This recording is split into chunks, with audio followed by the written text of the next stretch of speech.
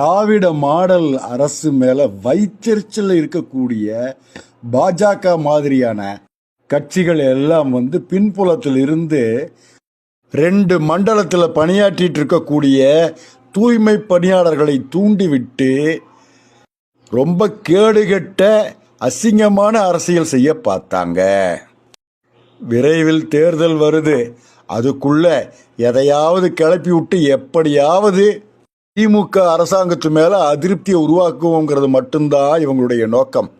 கோரிக்கைகளை பத்தி பேசாம அரசியல் திறனாய்வாளர்கள் அம்பிகா, கஸ்தூரி, மதுவந்தி இவங்க எல்லாம் போராடுறாங்கப்பா, போராட்டக்காரங்களுக்கு ஆதரவா நிக்கிறாங்கப்பா. உங்க அப்பாவுக்கு மெரினாவில் சமாதி கிடைச்சது, உங்களுக்கு புண்ணியம் வேண்டாமான்னு ஒருத்தன் பேசுறான். சரி, பெரும்பான்மையான தூய்மை பணியாளர்கள் நிறைவா இருக்கிறாங்க. ஏமாந்து போன தீகளுக்கும் தற்குறிகளுக்கும் ஆறுதல் கொள்ளுங்க.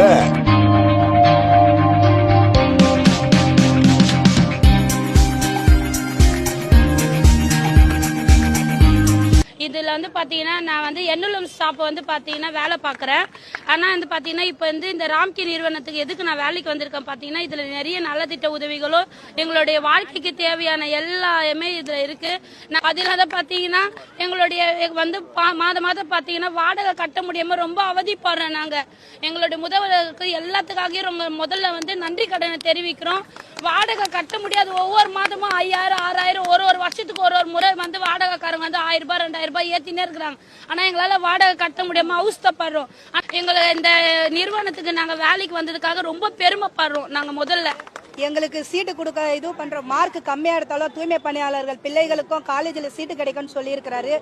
அது மட்டும் இல்லாத மருத்துவத்துல எங்களுக்கு உடல்நலம் எதுக்குமே எங்களுக்கு கேரண்டி கிடையாது. ஆனா இப்போ மருத்துவம் மூலமா எங்களுக்கு நிறைய சேஃப்டி, இதுல நிறைய முதலுதவி செய்யறாரு.